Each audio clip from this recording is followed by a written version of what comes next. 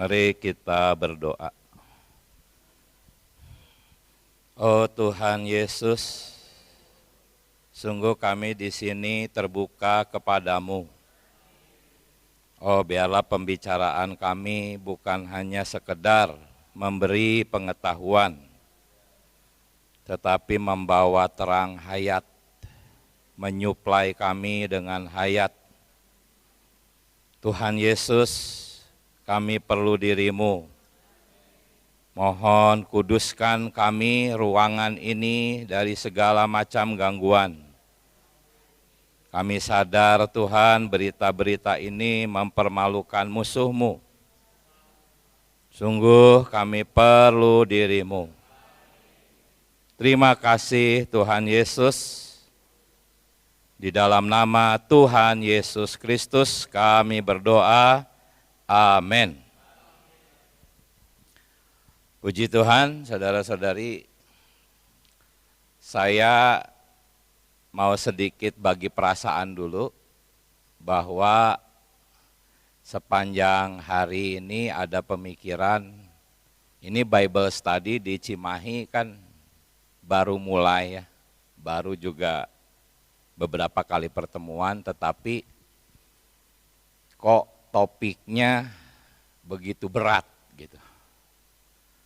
Jadi saya berdoa supaya kita semua di sini mendapatkan belas kasihan Tuhan, ya, agar tetap penyaluran hayat bisa kita dapatkan. Seperti yang pertama kali disampaikan di pertemuan pertama bahwa beban kita adalah melihat konsep keselamatan. Konsep keselamatan yang banyak menjadi perdebatan. Jikalau kita bisa memberikan jawaban dari setiap perdebatan, maka harapan kita adalah banyak orang Kristen bisa terpanggil untuk bersatu, dan akibatnya tubuh Kristus terbangun dan Tuhan segera datang kembali. Ya, saya sempat membicarakan beban ini dan sasaran ini, ada tanggapan-tanggapan yang kesannya wah itu terlalu tinggi katanya. Ya semoga kita tetap mau yang tinggi-tinggi ya. Puji Tuhan, saya juga sadar beberapa saudara-saudari mungkin tidak terlalu bisa menikmati, sehingga jumlah kita sedikit berkurang, tidak masalah ya. Baik, kita akan melihat slide yang pertama. Jadi ini adalah pembahasan kita minggu lalu ya, tentang bejana yang telah disiapkan untuk kebinasaan. Ini adalah dua jenis bejana. Bejana yang telah disiapkan untuk kemuliaan dan bejana yang disiapkan untuk kebinasaan. Ini bisa didengar lagi yang minggu lalu. Nah, saya ingin membahas tentang nasib bejana. Khususnya memang bebannya adalah tentang bejana yang diciptakan untuk tujuan yang hina. Kalau mengenai keselamatan orang-orang pilihan itu di pembahasan pertama tentang keselamatan itu sudah cukup jelas. Jadi hari ini memang kita mau menyoroti bejana-bejana yang untuk tujuan hina. Jadi sekali lagi seperti yang tadi saya sampaikan, memang topik ini tidak biasa, sangat berat. Semoga Tuhan membelas kasihani kita ya. Jadi saya sedikit pendahuluan untuk memperlihatkan kedaulatan Allah dalam perkara kebinasaan. Kita sudah membahas kedaulatan Allah dalam hal keselamatan. Nah, ini ayat-ayat tentang kedaulatan Allah dalam perkara kebinasaan seseorang. Ya.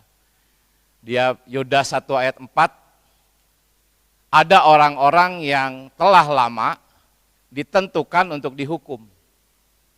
Mereka adalah orang-orang fasik. Ya. Lalu Amsal berkata, Tuhan membuat segala sesuatu untuk tujuannya masing-masing. Ya.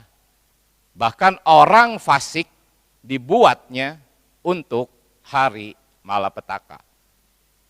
Jadi sekali lagi memang ini perkara yang sangat keras, sangat berat, tetapi semoga bisa terjawab. 1 Petrus 2 ayat 8, mereka tersandung padanya karena mereka tidak taat. Ya. Kita tahu mereka tidak taat kepada firman Allah. Tetapi kalimat berikutnya, untuk itu mereka telah disediakan. Ya, kalau di LAI tahun 97, mereka telah ditentukan untuk itu. Artinya untuk tidak taat. Masih banyak ayat-ayat, tetapi saya pilih beberapa saja. Ini baru pendahuluan. Ya. Kita sudah pernah baca ini, Yohanes 12:39, karena itu mereka tidak dapat percaya, bukan tidak mau ya, tetapi tidak dapat. Sebab Yesaya telah berkata juga, ia telah membutakan mata dan mendegilkan hati mereka. Supaya mereka jangan berbalik sehingga aku memulihkan mereka. Kalau menurut Mons ini memulihkan dari keadaan yang berdosa. Jadi sekali lagi, ini adalah nasib bejana untuk tujuan hina. Ya. Mereka bukan tidak mau percaya, mereka tidak dapat percaya, karena yang menyebabkan adalah Allah sendiri. Kemudian Roma 9 ayat 18, ia menaruh belas kasihan kepada siapa yang dikehendakinya, dan ia menegarkan hati siapa yang dikehendakinya. Ini minggu lalu kita sudah lihat, ini salah satu tujuan Allah menciptakan bejana yang hina, untuk menunjukkan kuasanya, sehingga dia mengeraskan hati Fir'aun. Kemudian Yohanes 6 ayat 44, tidak ada seorang pun yang dapat datang kepadaku, jikalau ia tidak ditarik oleh Bapa. Jadi tergantung Bapa. Bapa mau tarik ya orang datang kepada Tuhan. Bapa tidak mau tarik ya orang tidak bisa datang kepada Tuhan. Ya. Yohanes 17 ayat 12, bahkan ada orang yang telah ditentukan untuk binasa. Ya, sekali lagi kita sedang menyoroti tentang nasib bejana yang diciptakan untuk tujuan yang hina. Ya. Nah, ini saudara-saudari, kan kita sering bertanya bagaimana orang-orang yang tidak mendengarkan Injil. Ada enggak? Dulu saya berpikir, masa sih ada orang yang tidak diberi kesempatan mendengarkan Injil?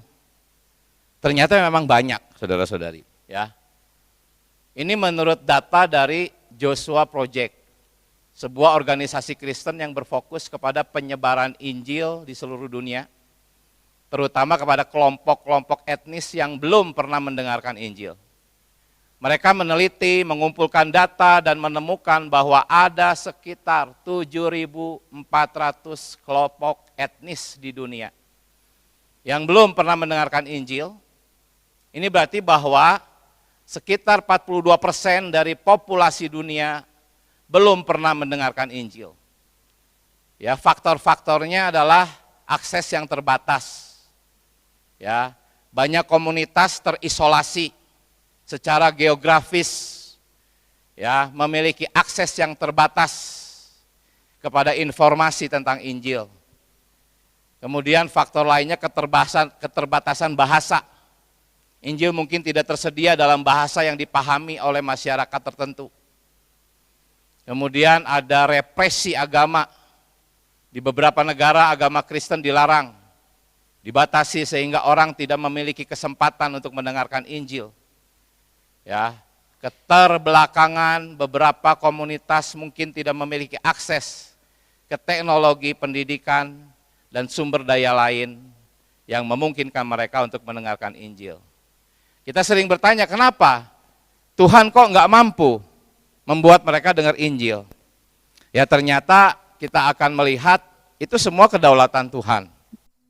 Memang Tuhan, ya Allah kita yang berdaulat, memang tidak memberikan Injil untuk mereka dengar. Ya, dasar Alkitabnya coba kita lihat. Ya, di sini Yesus berkata bahwa kalau di Tirus, Sidon dan Sodom terjadi mujizat-mujizat, maka Tirus, Sidon dan Sodom pasti sudah bertobat.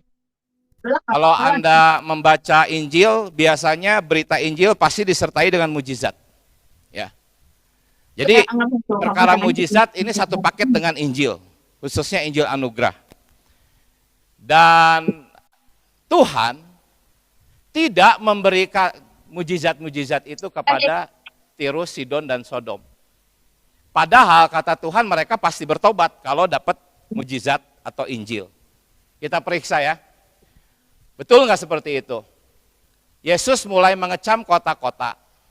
Celakalah engkau Korazim, celakalah engkau Betsaida. Karena, coba perhatikan, jika di Tirus dan di Sidon terjadi mujizat-mujizat yang telah terjadi di tengah-tengah kamu, yaitu Korazim, maka Tirus dan Sidon itu pasti sudah lama bertobat dan berkabung. Coba perhatikan baik-baik ayat ini.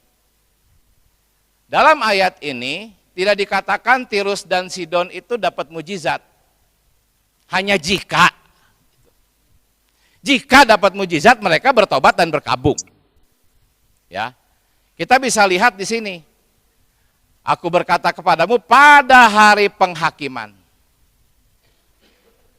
Tanggungan Tirus dan Sidon akan lebih ringan. Poin saya adalah Tirus dan Sidon akhirnya dihakimi. Karena mereka tidak bertobat. Padahal Tuhan sendiri yang ngomong. Kalau terjadi mujizat yang satu paket dengan Injil, mereka pasti bertobat. Gitu. Tetapi kenyataannya mereka nggak bertobat. Artinya Tirus dan Sidon tidak diizinkan untuk mendapatkan Injil. Ya, saudara-saudari nanti boleh catat, boleh sanggah, boleh tanya. Ya, silahkan. Saya harus cepat soalnya. Ya. Nah, di sini sama mengenai Sodom. Tuhan mengecam Kapernaum. Jika di Sodom terjadi mujizat-mujizat yang telah terjadi di tengah-tengah Kapernaum, maka Sodom masih berdiri, nggak akan dibakar. Tetapi pada akhirnya kita tahu Sodom dibakar. Padahal Tuhan sendiri bilang, kalau terjadi mujizat mereka bertobat dan tidak akan dibakar. Mereka akan tetap berdiri jikalau terjadi mujizat. Tapi kenapa dibakar gitu oleh Tuhan? Nah, lihat pada hari penghakiman. Artinya Sodom akan dihakimi. Pada hari penghakiman, tanggungan negeri Sodom akan lebih ringan daripada tanggunganmu. Ini bukan penghakiman tahta Kristus. Ini penghakiman tahta putih menurut penjelasan Alkitab. Ya. Pada waktu itu berkatalah Yesus, nah itu setelah Tuhan mengecam kota-kota itu, Yesus berkata, aku bersyukur kepadamu Bapa, Tuhan langit dan bumi, karena semuanya itu. Apa semuanya itu? Yaitu konteksnya tentang pengenalan akan Tuhan, itu disembunyikan oleh Bapa. Disembunyikan itu kepada siapa orang bijak dan orang pandai, ya mereka inilah. Kepada Sodom, kepada Tirus, kepada Sidon. Jadi Semuanya ada dalam kedaulatan Allah. Ya. Karena Bapa yang menyembunyikan. Dan saya membaca pelajaran hayatnya, saudara kita pun mengatakan bahwa memang itu yang berkenan kepada Bapa, yaitu menyembunyikan pengenalan akan Putra dan Bapa. Itu berkenan. Jadi ketika Tuhan Yesus mengecam kota-kota ini, itu bukan sedang menggerutu atau kesal gara-gara mereka tidak percaya, bukan. Ya, Tuhan mengecam karena memang kita tahu bahwa ada isi dari bejana yang kita sudah dengar minggu lalu, yang memang adalah iblis itu. Ya. Jadi Tuhan mengecam iblis ini. Nah, ini saudara-saudari, kaum Armenian berkata bahwa Allah tuh berusaha untuk menyelamatkan semua manusia. Tetapi manusianya nggak mau, Allah udah berusaha padahal. Tetapi kita lihat tadi Allah tidak berusaha, Allah menyembunyikan justru. Nah, John Calvin melihat perkara ini, sehingga dia bertanya, jika Allah menghendaki bahwa semua orang yang diselamatkan, bagaimana bisa terjadi bahwa Dia tidak membuka pintu pertobatan kepada orang-orang? Tadi kita sudah lihat, Allah tidak membuka pintu pertobatan kepada Tirus dan Sidon. Padahal kalau Allah mau bikin mujizat, ada Injil, pasti mereka selamat. Kata Tuhan sendiri. Artinya Allah tidak membuka pintu pertobatan kepada mereka. Yang menyedihkan itu. Sodom yang menyedihkan itu. Ya, yang lebih siap untuk menerima kasih karunia. Ya. Jadi ini pertanyaan yang muncul di dalam benak John Calvin. Ya, di bukunya yang ini. Saya juga dapat sumbernya dari guru-guru Calvinis. Ya. Nah, sekarang bagaimana dengan Korazim, dengan Kapernaum? Mereka sudah dapat mujizat, tapi nggak mau bertobat. Ya, kita tahu alasannya. Meskipun Yesus mengadakan begitu banyak mujizat di depan mata mereka, mereka tidak bisa percaya, bukan tidak mau. Sebab ia telah membutakan mata dan mendegilkan hati mereka. Jadi penyebabnya ya Allah sendiri. Sehingga mereka tidak bisa percaya. Supaya mereka jangan melihat dengan mata, menanggap dengan hati, lalu berbalik sehingga aku menyembuhkan atau memulihkan mereka. Inilah yang saya maksudkan dengan nasib bejana untuk tujuan hina, itu sudah ditetapkan. Ya, mungkin Anda bisa bertanya-tanya, ini pelajaran apa sih gunanya untuk saya, gitu kan? Ya, untuk sementara saya nggak bisa jawab dulu. Kalau Anda yang tertarik, Anda yang antusias, pasti akan mendapatkan manfaatnya. Tapi kalau tidak tertarik, tidak antusias, yang penting aku sudah jadi orang baik, sudahlah, aku nggak mau tahu lah urusan kayak gitu, ya mungkin kurang bermanfaat juga. Ya. Jadi sekali lagi ini kita sedang berbicara nasib bejana untuk tujuan hina. Ya. Nah, inilah sebetulnya bebannya, saudara-saudari. Jika demikian itu yang tadi, dan masih banyak lagi ayat-ayat tentang kedaulatan Allah dalam kebinasaan manusia. Ya. Sehingga di zaman Rasul Paulus muncul pertanyaan ini.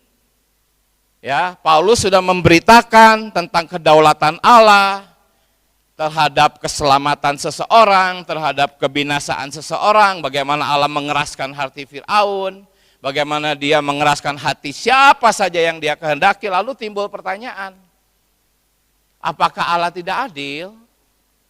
Mustahil. Nah, kalau dari golongan-golongan yang berbasis dari aliran Calvinis, ya, mereka menerima kok doktrin tentang kedaulatan Allah mengenai kebinasaan. Tetapi ketika mereka bertanya, kenapa Allah seperti itu? Jawabannya tidak memuaskan. Ya inilah, pokoknya Allah pasti adil. Mustahil Allah nggak adil. Ya saya nggak puas gitu dengan jawaban ini. Lalu tukang periuk punya hak. Dia bisa bikin apapun bejana yang dia mau. Udah nggak usah komplain.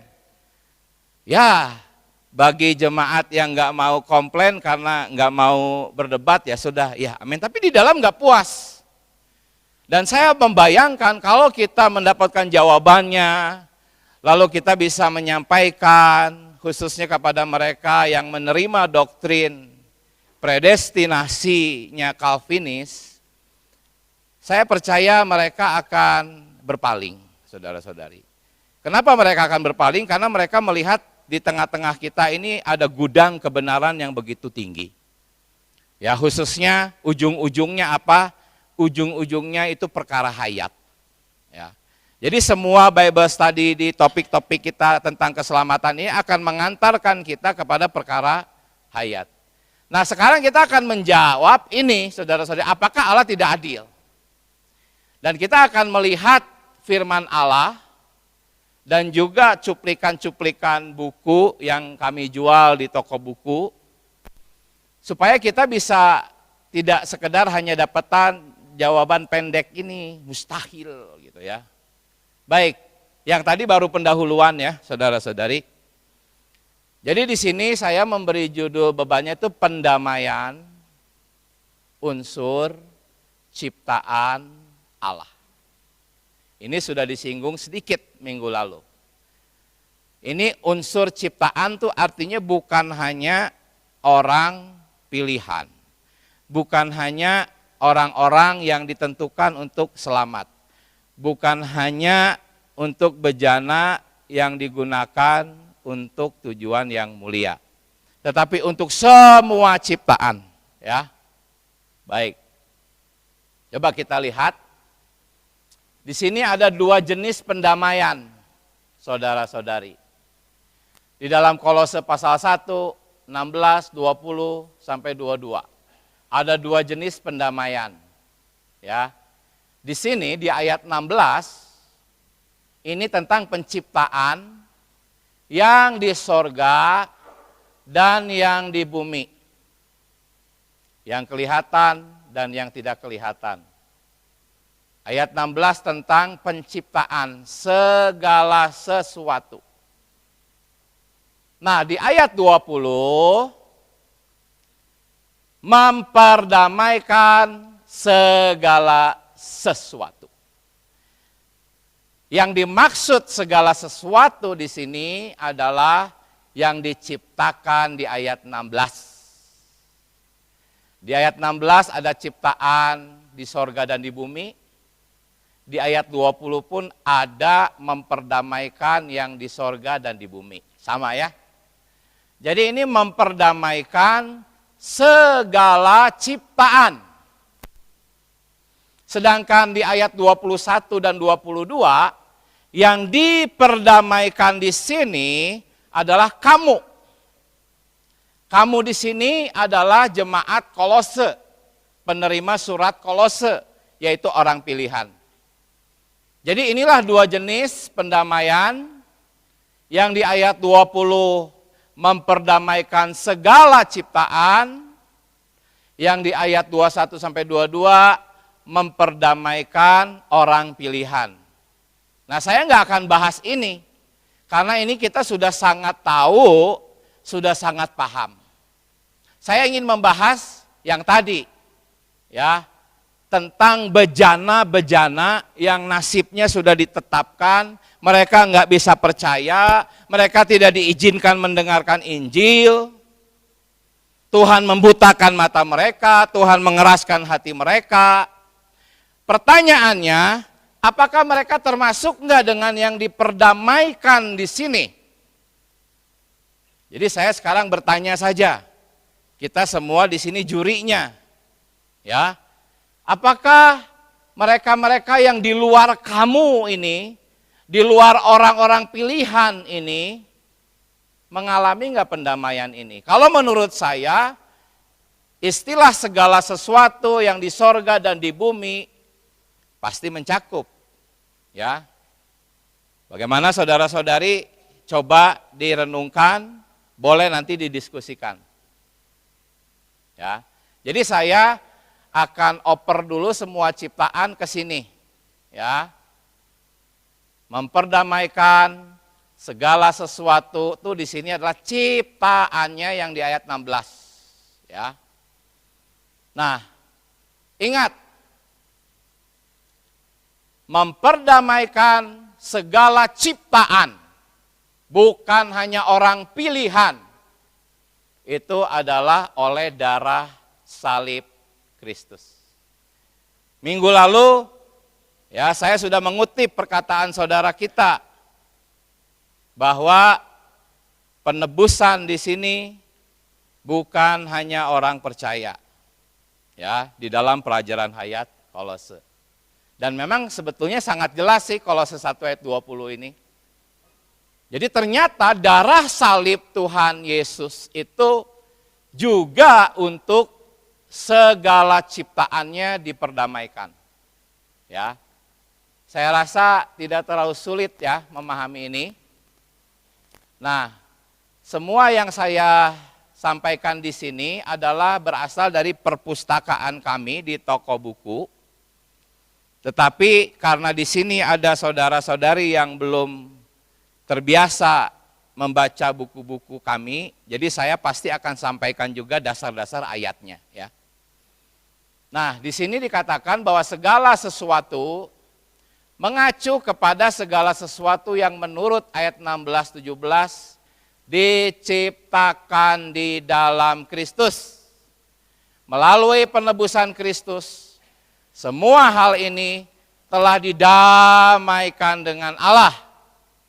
Hal-hal ini mencakup umat manusia, masih panjang, dan seterusnya. Saya nggak catat karena saya ingin fokus ke umat manusia. Ya, umat manusia ini ya tentunya adalah bukan hanya orang pilihan, tetapi seluruh umat manusia. Orang pilihan dan orang non pilihan. Sebetulnya jelas sih di sini, ya, di dalam Kolose 1 ayat 20. Lalu ada juga Ibrani 2 ayat 9 bahwa Kristus mengalami maut bagi segala sesuatu. Ya. Catatan kakinya mengatakan penebusan Tuhan Yesus dirampungkan bukan hanya bagi manusia. Ya tentunya manusia yang dimaksudkan adalah pilihan dan non pilihan, tapi bukan hanya buat manusia, tetapi juga bagi segala yang diciptakan oleh Allah. Ini sesuai dengan Kolose 1 ayat 20. Ya. Jadi saya akan simpan ayat ini sampai akhir pembahasan kita. Ini karena ayat-ayat utama kita mengenai nasib bejana hina. Ya. Di sini saudara kita mengatakan Allah menjadikan Adam menurut gambarnya. Tetapi Adam jatuh, meskipun demikian, apa ini? Keinsanian, ini sangat penting kata keinsanian. Ini yang akan kita bahas ini. Keinsanian yang apa? Diciptakan. Ya. Lihat. Yang diperdamaikan adalah segala sesuatu ciptaan. Keinsanian diciptakan. Artinya keinsanian akan diperdamaikan. Walaupun Adam jatuh, manusia rusak, dikatakan keinsanian yang diciptakan Allah ini masih tetap ada. Perhatikan ini poin sangat penting ya. Karena itu saya menambahkan di judul pendamaian, unsur insani, ciptaan Allah. Saya mau persempit. Saya tidak mau bahas segala sesuatu ciptaan. Ya, binatang, makhluk-makhluk, barang benda-benda, alam semesta. Saya nggak mau bahas itu. Saya ingin bahasnya tentang unsur insani yang ada di dalam manusia. Saya ingin membahas ini. Ya, pendamaian umat manusia. Saya mau fokus ke sini. Walaupun sebetulnya segala sesuatu, ya. Karena itu saya sampaikan di sini judulnya pendamaian unsur, saya tambahkan keinsanian, insani ciptaan Allah. Ya. Jadi saudara-saudari, unsur keinsanian didamaikan. Amin. Kenapa? Dasarnya tetap ayat ini. Segala ciptaan didamaikan. Keinsanian diciptakan. Artinya ini menjadi bagian yang diperdamaikan. Ya. Nah, ini dari beberapa sumber saya menemukan bahwa ternyata keinsanian itu adalah bejana. Ya. Keinsanian itu adalah bejana. Nah, pertanyaannya, unsur keinsanian didamaikan. Bagaimana dengan bejana, yaitu keinsanian untuk tujuan yang hina? Tadi kan kita sudah lihat, mereka tidak diselamatkan. Ya. Tetapi di sini diperdamaikan. Bagaimana ini penjelasannya? Unsur keinsanian diciptakan. Artinya masuk ke dalam segala sesuatu yang diperdamaikan. Keinsanian adalah bejana. Kita tahu bejana ada untuk tujuan yang hina. Kalau tujuan yang mulia pasti selamat. Ya. Nah, di sini juga saudara kita mengatakan orang-orang yang jatuh berada di bawah iblis adalah bejananya. Ini minggu lalu kita bahas, yang minggu lalu, bahwa bejana harus dibedakan dengan isi. Ya, orang-orang yang jatuh itu adalah bejana, bukan isinya. Isinya iblis. Kita sudah bahas ini. Ya. Nah, sekarang kita akan melihat bahwa yang didamaikan adalah semua bejana ciptaan, termasuk bejana diciptakan untuk tujuan yang hina. Ingat, bejana ini diciptakan. Ya, kata Yunaninya poieo. Di dalam Matius 19 ayat 4 diterjemahkan dengan penciptaan. Artinya, menurut Kolose 1 ayat 20, yang diperdamaikan segala sesuatu ciptaan. Otomatis karena bejana ini diciptakan oleh Allah, maka pasti akan diperdamaikan. Lalu bagaimana dengan isinya? Isinya adalah iblis.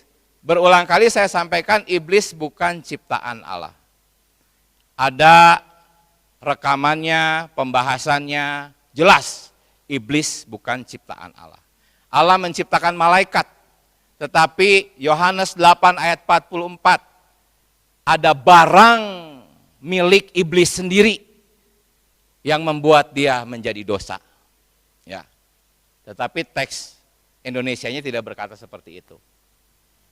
Jadi ingat bahwa yang didamaikan adalah hanya ciptaan. Dan ternyata di alam semesta ada juga yang bukan ciptaan Allah. Ya. Saya harus cepat, jadi mengenai yang barusan saya tidak kupas di sini. Mengenai iblis bukan ciptaan Allah. Kita fokus aja kepada ciptaan.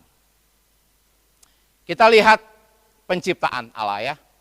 Allah menciptakan manusia itu menurut gambarnya, maka Allah melihat segala yang dijadikannya itu sungguh amat baik. Nah, bagaimana dengan bejana untuk tujuan yang hina? Baik enggak? Coba, menurut saudara-saudari bejana bukan isinya, kalau istrinya udah pasti jahat, si iblis. Bejananya baik nggak menurut saudara-saudari? Ayo, supaya agak terpancing. Baik nggak? Baik ya. Nanti harus bisa jelasin kenapa baik ya. Jadi bejana walaupun adalah bejana yang untuk tujuan hina, ini tetap baik. Ya. Nanti kita akan melihat dasar-dasar Alkitabnya. Ya. Nah, di sini dikatakan, sekalipun manusia telah jatuh, tetapi manusia masih memiliki apa? Kasih terang dan kapasitas untuk menjadi benar. Kasih terang benar adalah apa yang disebut dengan kebajikan insani. Kita tahu melalui pembahasan ini saya menambahkan di sini. Kebajikan insani itu adalah keinsanian. Dan keinsanian itu adalah bejana. Jadi kebajikan insani itu adalah bejana keinsanian, yaitu kebajikan yang diciptakan, bukan dilahirkan kembali. Ya, tetapi diciptakan. Ini adalah seperti sarung tangan, diciptakan untuk dimasuki tangan. Itulah bejana yang dimaksud oleh kebajikan insani. Orang-orang berdosa, bahkan perampok sekalipun punya kebajikan insani. Ya, tidak ada perampok yang ingin anaknya jadi perampok. Betul enggak? Perampok mungkin biayain anaknya kuliah supaya jangan jadi perampok. Apakah ini? Ini adalah kebajikan insani. Ada juga di dalam orang-orang jahat. Ya. Kemudian di dalam Roma 7 ayat 15, apa yang aku perbuat? Aku tidak tahu. Ingat, konteksnya ini adalah Saulus ketika belum percaya dan mewakili semua orang yang tidak percaya. Ya, bukan apa yang aku kehendaki yang aku perbuat, tetapi apa? Yang aku benci. Ya, kebetulan saja memang Tuhan mengizinkan saya ya bersama teman-teman saya zaman masih muda itu ada di dunia yang begitu hitam. Saya bersaksi, saya benci melakukan itu. Silahkan tanya kepada para kriminal. Ya, kalau kriminal-kriminal yang masuk penjara udah pastilah nyesel. Ini yang belum masuk penjara, yang kecanduan narkoba, yang kecanduan dengan segala jenis dosa, saudara-saudari percayalah, mereka membenci apa yang mereka perbuat. Inginnya mereka itu sebetulnya lepas, tapi nggak bisa. Apakah itu? Itu adalah kebajikan insani. Itu adalah keinsanian. Kebajikan insani ada di dalam setiap orang, bahkan nanti kita akan lihat ada juga di dalam diri Yudas. Ya. Itulah yang membuat mereka berkata, aku manusia celaka. Ya. Tidak ada orang yang senang dengan dosa, itu enggak ada, saudara-saudari. Bahkan orang yang non pilihan, mereka tuh inginnya jadi orang-orang baik di masyarakat. Tetapi apa daya, begitu mereka lahir, mereka sudah lahirnya di daerah-daerah yang kumuh, banyak premannya, banyak kejahatan. Coba bayangkan kalau orang lahirnya di keluarga baik-baik, ekonominya bagus, dididik, dilatih, berapa persen yang akan jadi preman? Sedikit. Orang-orang yang menjadi orang-orang berdosa itu karena lahir di lingkungan yang seperti itu. Dan mereka tidak bisa memilih. Apa yang sedang saya lakukan? Saya sedang membela bejana yang hina. Saya sedang membela mereka, saudara-saudari. Ya, tetapi dasarnya jelas. Nah ini Yudas. Pada waktu Yudas yang menyerahkan dia, melihat bahwa Yesus telah dijatuhi hukuman mati, menyesallah ia. Kira-kira yang menyesal ini bejananya atau iblis yang menjadi isi bejananya? Kalau iblis kita tahu, dia nggak pernah menyesal sampai akhir, dia terus berambisi ingin mengalahkan Allah. Jadi ada kebajikan insani di dalam diri Yudas. Lalu ia mengembalikan uang yang 30 perak itu kepada imam-imam, kepala dan tua-tua, dan berkata, aku telah berdosa. Tetapi apa daya, dia ditentukan untuk binasa, tidak mendapatkan keselamatan. Ya. Tetapi kita lihat ada kebajikan, walaupun bejana itu adalah untuk tujuan yang hina, ada kebajikan insani. Ciptaan Allah itu baik, saudara-saudari. Ya. Saya cepat ya, saudara-saudari, supaya waktunya cukup. Ini tentang Yudas ya. Yudas pun akhirnya mengetahui bahwa apa yang ia lakukan terhadap Tuhan sangatlah tidak benar. Lalu dalam usahanya Yudas untuk menjadi benar, saya percaya itu usahanya Yudas untuk jadi benar. Ia melemparkan 30 uang perak itu sebab hati nuraninya tidak menyukai dia untuk menyimpannya. Ini merupakan satu kebenaran. Ya. Lihat, bahkan kalau kita pelajari, kalau mau dibanding-banding gitu kejahatan Yudas dengan orang Farisi dan Pilatus, maka Pilatus dan orang Farisi itu lebih jahat. Ya. Walaupun tetap saya percaya ada kebajikan insaninya. Baik. Poin saya apa? Keinsanian yang diciptakan Allah. Ini ya poinnya. Tidak ada orang yang suka berbuat hal yang jahat. Tetapi di dalam kita ada satu persona. Ini nanti akan saya sajikan ayat-ayatnya ya. Karena mungkin ada beberapa saudara-saudari di sini yang nggak sadar bahwa di dalam diri Anda itu ada satu persona. Persona yang bagaimana? Yang dengan satu hayat yang suka berbuat jahat. Jadi bukan Anda sebetulnya yang suka berbuat jahat. Ya, bukan orang-orang jahat yang suka berbuat jahat. Ada satu persona, nanti saya akan sampaikan ayat-ayatnya ya. Bahwa di dalam diri Anda dan saya dan semua orang jahat, itu ada satu persona yang membuat mereka berbuat jahat. Karena itu Paulus berkata apa? Sebab bukan apa yang aku kehendaki, yaitu yang baik yang aku lakukan, melainkan apa yang tidak aku kehendaki, yaitu yang jahat yang aku lakukan.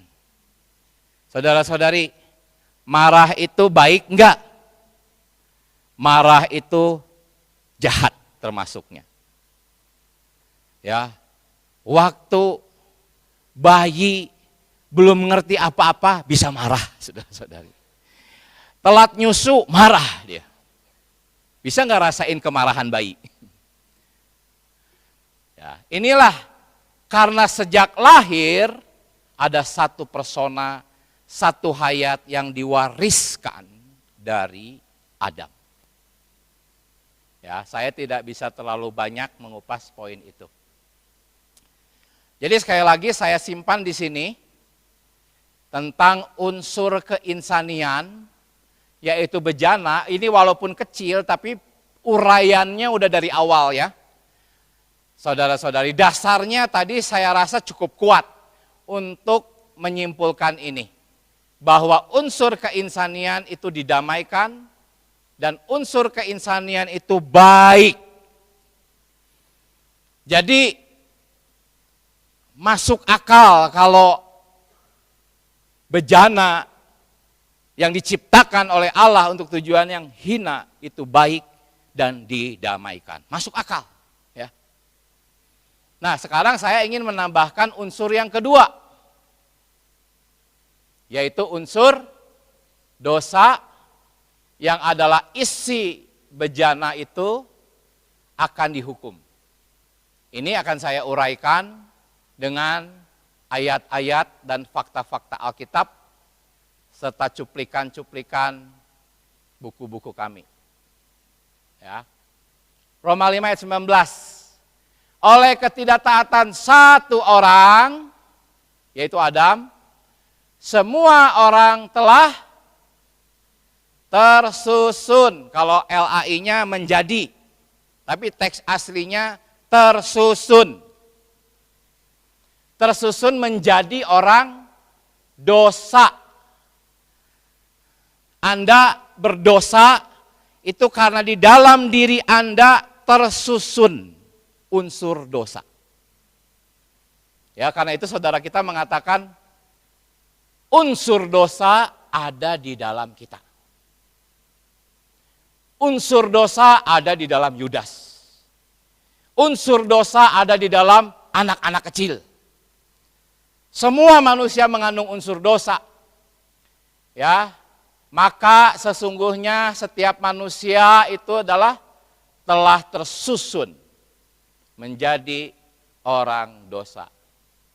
Makanya penting Alkitab yang bisa menjelaskan teks aslinya. Itu kami menjualnya, Alkitab versi pemulihan. Kalau nggak ada Alkitab dengan catatan kaki, nggak akan bisa ngerti. Tersusun, ini sangat penting.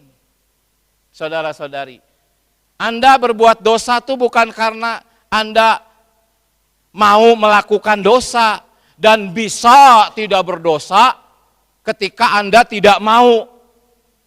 Enggak, walaupun tidak mau, tetap Anda akan berbuat dosa karena Anda tersusun oleh dosa.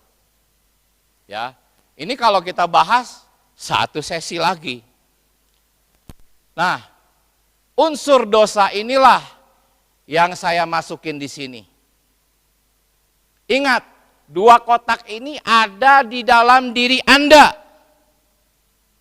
Ada di dalam diri Yudas.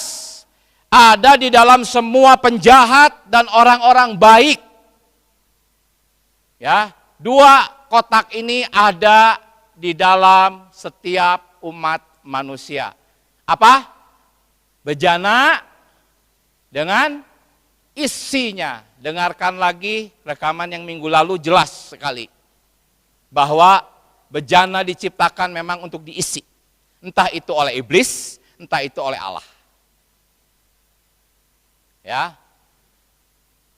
Amin. Nah, saudara kita mengatakan melalui kejatuhan Adam, melalui kejatuhannya, Adam menerima satu unsur. Kita tahu unsur dosa ya. Cuman yang menakjubkannya itu satu unsur yang apa? Yang tidak diciptakan oleh Allah. Saudara-saudari, ada unsur yang tidak diciptakan oleh Allah. Karena unsur ini bukan diciptakan oleh Allah, maka sepenuhnya jahat dan akan dihukum. Tetapi yang namanya ciptaan itu baik dan didamaikan. Apa itu? Yaitu sifat iblis. Sifat iblis itu menjadilah esens yang menyusun dan unsur pokok manusia yang telah jatuh. Demikianlah semua orang telah tersusun menjadi orang dosa. Ini ada di setiap manusia. Kalau istri saya, ya, setidaknya yang dulu-dulu lah, ya, sering lihat iblis di rumahnya, yaitu saya. Ya, hai istri-istri, begitukah suamimu? Begitu pula dengan suami terhadap istri. Karena memang kita ada dua unsur ini. Tetapi di dalam gereja yang normal, kita disuplai oleh hayat, kita bertumbuh dalam hayat, frekuensinya makin lama makin ada perubahan ya. Jadi daging dan roh, ini bukunya ya. Tubuh memiliki dua unsur. Ini lebih keras lagi perkataannya. Kalau di sini sifat iblis kan? Ya. Kalau di sini tuh unsur yang pertama diciptakan oleh Allah, apa? Keinsanian. Unsur lainnya adalah unsur yang adalah Satan itu sendiri. Ini kan cuplikan buku, nanti saya akan sampaikan dasar-dasar ayatnya ya. Baik, ini tadi kita sudah baca yang bawah. Nah, kita lihat dalam pemikiran kita dan dalam pengajaran tradisional kekristenan, yang dihukum itu adalah manusia yang berbuat dosa, betul? Kalau manusia berbuat dosa, ya dihukum. Pernah dengar enggak? Yang dihukum itu ya dosa itu sendiri. Gitu. Ya ini ayatnya, Roma 8 ayat 3. Ia menjatuhkan hukuman atas dosa. Dosa di sini tunggal. Kalau perbuatan-perbuatan dosa di dalam kitab Roma ditulis dengan kata jamak, dosa-dosa. Mencuri, membunuh, berbohong, berdusta itu bukan dosa, tetapi dosa-dosa. Kalau kata-katanya dosa, artinya itu persona. Karena itulah dia dihukum. Dan dihukumnya di dalam daging. Artinya persona ini ada di dalam Anda. Daging di sini, daging kita. Ya. Jadi sekali lagi persona ini dihukum. Tetapi unsur ciptaan Allah diselamatkan, didamaikan, bukan diselamatkan, didamaikan ya. Ibrani 2 ayat 14, ini kita bahas minggu lalu. Secara spesifik, hanya ada satu yang dimusnahkan, yaitu dia iblis. Minggu lalu kita melihat di kayu salib itu ada segala ciptaan. Ingat minggu lalu, ada bejana yang hina, ada segala makhluk. Ya, kalau di buku ekonomi Allah tuh ada 12 item. Diangkut semua ke salib. Tetapi yang dimusnahkan secara spesifik hanya satu, yaitu si iblis. Ya. Nah, dosa telah masuk oleh satu orang dan menjalar ke dalam, ya, semua orang. Saya menggunakan terjemahan yang langsung dari teks aslinya. Dan saudara kita mengatakan bahwa dosa telah masuk ke dalam keinsanian. Ya. Jadi keinsanian ini adalah bejana. Dan dosa masuk ke bejana itu. Entah itu orang-orang pilihan atau non pilihan, semua bejananya diisi oleh dosa. Hanya di pelajaran pertama kita melihat bejana-bejana untuk tujuan yang mulia diselamatkan, isinya dibuang, dimurnikan, ya. Tetapi yang bejana untuk tujuan yang hina, tadi kita melihat tidak diselamatkan. Ya, tetapi didamaikan.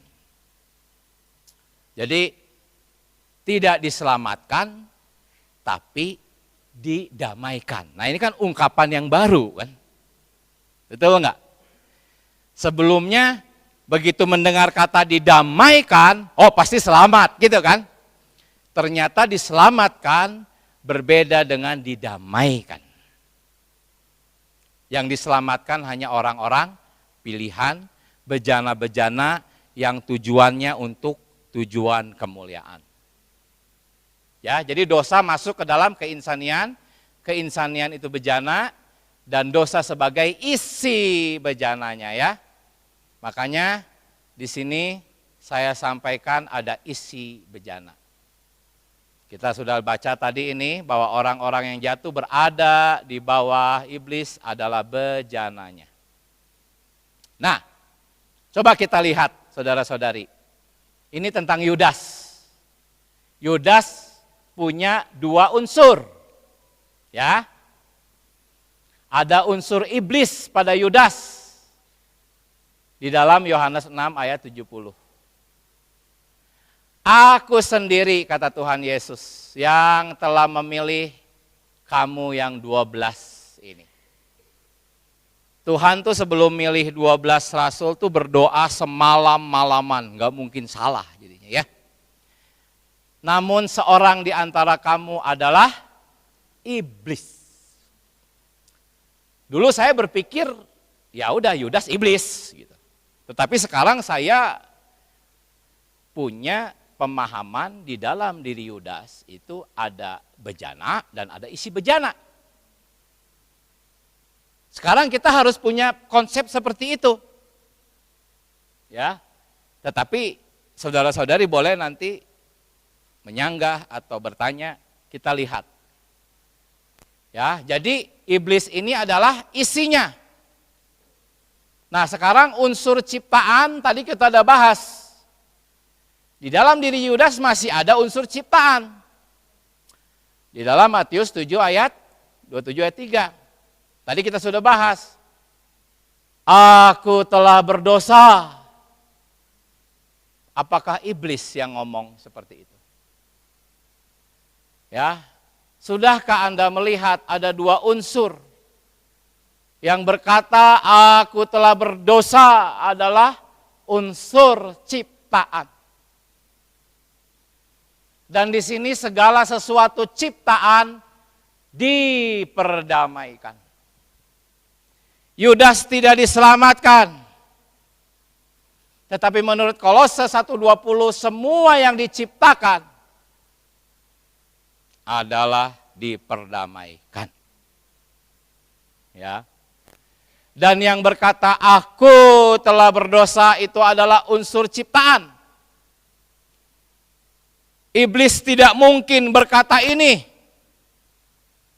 Ya, dia tahu Yesus orang yang tidak bersalah, dia sadar. Jelas saudara-saudari ya? Jadi Bible study kita hari ini, kita bisa mulai memilah-milah. Dan kita mulai bisa mengasihi semua orang. Amin. Orang yang jahat terhadap diri Anda dan saya, sekarang kita mulai bisa mengasihinya. Amin. Yang kita kasihi bukan iblisnya, tetapi unsur ciptaan. Jadi ada manfaat enggak? Ada manfaatnya enggak pelajaran ini? Ada. Ya. Coba kita lihat. Ini saudara kita mengatakan bahwa angan-angan jahat Yudas itu bukan berasal dari Yudas. Dalam Yohanes 6 ayat 70-71, Tuhan Yesus menunjukkan bahwa Yudas adalah iblis. Yohanes 13 ayat 27 mengatakan bahwa iblis masuk ke dalamnya. Jadi Yudas menjadi perwujudan iblis. Angan-angan untuk mengkhianati Tuhan Yesus tidak berasal dari Yudas. Ya. Melainkan dari musuh, yaitu iblis. Ini ada catatannya di dalam koleksi buku-buku kami. Ya. Nanti kita lihat dasarnya lebih kuat. Jadi, kasihan gak kepada Yudas? Ya, dulu saya menentang banget orang-orang yang membela Yudas. Betul-betul saya benci. Kamu dasar Yudas, saya bilang. Tetapi sekarang saya paham tentang unsur ciptaan Allah dan unsur dosa ini. Ya. Dan saudara kita meneguhkan, angan-angan jahat itu bukan dari Yudas sebagai bejana, tetapi ada Yudas sebagai iblis. Jadi jangan heran ketika Alkitab memperlakukan Yudas seperti dua persona. Di satu sisi dia adalah iblis, di sisi lain dia adalah unsur ciptaan yang baik. Jangan heran ketika setiap Alkitab sepertinya kontradiksi macam itu, sebetulnya tidak kontradiksi, ya. Nah, kemudian tidak ada orang yang suka berbuat hal yang jahat. Ini tadi kita sudah baca ya. Tetapi di dalam ada satu persona dengan satu hayat yang suka berbuat jahat. Dan seterusnya tadi kita sudah baca. Ini berarti apa? Bukan lagi kita. Yaitu bejana keinsanian yang melakukan hal-hal itu. Sebaliknya ada satu persona dengan hayat yang jahat di dalam kita yang melakukan hal-hal itu. Ini akan saya jabarkan. Ini banyak sekali bahannya, jadi mohon bersabar. Ya, kita lihat benar nggak ada satu persona di dalam diri Anda dan saya. Ini di dalam kitab Roma. Ya, bukan apa yang aku kehendaki yang aku perbuat, tetapi yang aku benci yang aku perbuat. Kalau demikian bukan aku yang berbuatnya, tetapi dosa yang membuat rumahnya. Ya, kalau di dalam 1 Korintus 7 ayat 12, teks asli berumah di sini, oikeo, itu hidup bersama. Konteksnya ini suami istri di sini. Jadi dosa itu dosa yang bisa hidup bersama-sama di dalam satu rumah dengan kita. Rumahnya adalah kemah tubuh ini, kata Paulus. Saya sedang membuktikan apa? Di dalam diri Anda ada satu persona. Itu. Ya. Hidup bersama di dalam aku. Jadi jika aku berbuat apa yang tidak aku kehendaki, maka bukan lagi aku yang memperbuatnya. Tetapi dosa yang ada di mana? Di dalam aku. Ingat, dosa ini tunggal. Bukan perbuatan dosa seperti mencuri, berjudi, berdusta. Itu bukan ada di dalam Anda. Mencuri, berdusta, berjudi, membunuh, itu perbuatan yang di luar. Walaupun Anda tidak melakukan banyak perbuatan itu, di dalam diri Anda ada dosa sebagai satu persona. Aku menjadi tawanan.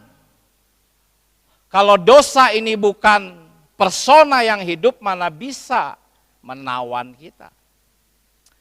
Ya, tawanan hukum dosa yang ada di mana? Kenapa anggota-anggota tubuh? Karena ketika Adam dan Hawa ya keracunan, masuknya kemana? Ke dalam tubuh. Sehingga di dalam tubuh kita ada dosa. Aku manusia celaka, siapakah yang dapat melepaskan aku dari tubuh? Maut ini. Jadi tubuh Anda itu tubuh maut.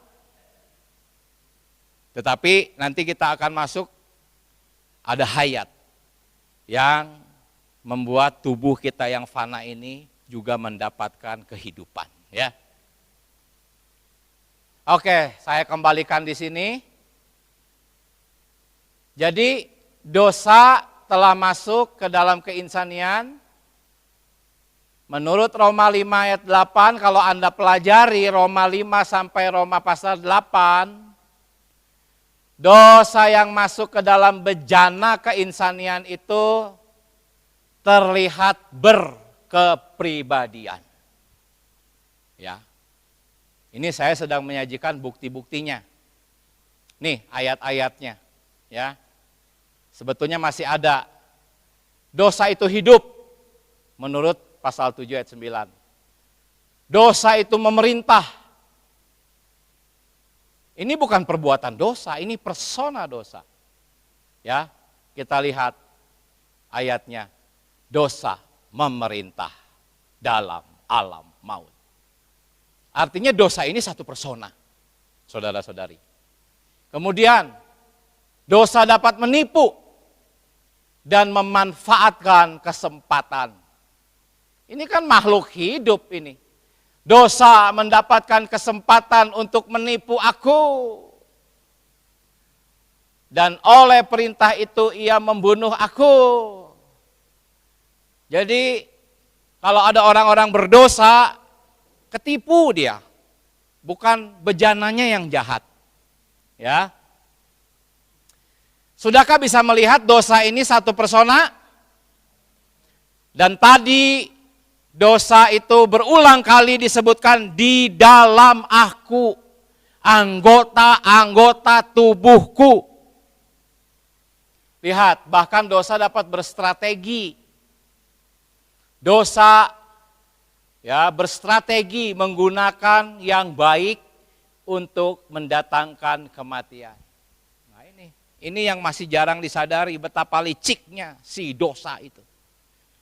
Dia menggunakan yang baik, tetapi berasal dari pohon pengetahuan baik dan jahat. Kalau Anda pelajari Hawa makan buah itu motivasinya baik. Ya. Jadi inilah strategi si persona dosa yang tinggal di dalam Anda. Ini tadi kita sudah baca ya, dia bisa membuat rumah hidup bersama kita. Saya rasa harus jelas ya, menurut Alkitab di dalam diri Anda ada persona dosa itu. Ya. Jadi sekali lagi, dosa masuk ke dunia berarti dosa masuk ke dalam keinsanian yang adalah bejana. Ada bejana dan ada isi bejana. Ini yang paling penting sih. Konsepsi kita sekarang harus diubah ya. Nah ini saudara-saudari, ini saya nggak akan jelaskan dasar Alkitabnya sekarang karena waktu. Tetapi inilah dasar kuat tentang pendamaian bejana yang untuk tujuan hina. Ini saudara kita mengatakan, tetapi saya masih harus membuktikannya melalui ayat-ayat Alkitab. Ya, pada waktu itu adalah akhir zaman, ya, yaitu maut, musuh yang terakhir. Maut sama iblis ya sama. Akan dilemparkan ke lautan api. tetapi keinsanian, bejana tidak ikut dilemparkan ke lautan api. Tetapi kan ini baru kata saudara kita. Masih harus dibuktikan melalui banyak ayat, ya. Nah, ini saya tambahkan sedikit ya, bahwa orang memasuki kerajaan iblis. Rumah di sini kerajaan iblis. Catatan kakinya. Rumah siapa? Orang kuat, yaitu iblis. Siapa orang yang masuk ke rumah orang kuat itu? Tuhan Yesus. Dia merampas bejana. Jadi bejana yang dikuasai oleh musuh itu akan dirampas. Itu maksud dari bejananya, keinsanian itu tidak turut dilemparkan ke dalam lautan api. Ya, ini sedikit. Kita tahu bahwa orang-orang semuanya, entah itu yang selamat ataupun yang tidak selamat, adalah bejana. Dan bejananya ini tidak turut dilemparkan ke dalam lautan api menurut saudara kita. Nah, nanti minggu depan kita akan melihat lambang-lambang dalam perjanjian lama yang meneguhkan pemikiran ini. Dan beserta poin-poin lainnya. Ya, jadi semoga ini udah sedikit ada bayangan lah ya, kenapa Paulus berkata mustahil. Ya, Allah pasti adil. Sebetulnya kalau kita mau kupas lagi Roma 9 itu di bawahnya Paulus menjelaskan sih sebetulnya kenapa dia bilang mustahil. Itu dijelaskan.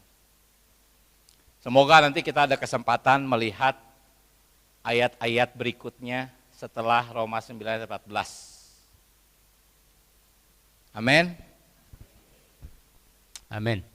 Ya. Sekali lagi kalau saudara masih penasaran, hari Sabtu ya bisa datang jam 3 sore di tempat ini, kita akan berbincang-bincang mengenai apa yang sudah kita nikmati ya, supaya lebih pribadi mungkin akan lebih tersingkapkan ya. Baik, kita bagi bersama-sama, kita akan tutup di dalam doa, kita akan lanjut kepada makan malam. Bagi saudara-saudari, kita akan berdoa, tutup dalam doa. Amin. Tuhan Yesus, terima kasih ya Tuhan pada malam hari ini. Oh, kebenaran firman-Mu telah ditaburkan di tengah-tengah kami ya Tuhan. Biarlah benih itu sungguh-sungguh mendarat ke tanah baik yang subur ya Tuhan. Oh, bertumbuh dan menghasilkan buah-buah dalam kehidupan kami. Terlebih Tuhan sungguh dapat menyingkapkan sesuatu yang selama ini tidak bisa kami lihat ya Tuhan. Terima kasih Tuhan, biarlah firman-Mu yang bekerja dalam setiap kehidupan kami pada malam hari ini. Terpujilah nama-Mu ya Tuhan. Sebentar kami akan menikmati makanan. Di bawah kami akan bersama-sama bersekutu Tuhan. Biarlah Tuhan memberkati makanan ini dan kami juga boleh diberkati secara jasmani. Terima kasih Tuhan Yesus, di dalam nama Tuhan Yesus Kristus kami berdoa. Haleluya. Amin. Terima kasih saudari, Tuhan Yesus memberkati. Amin.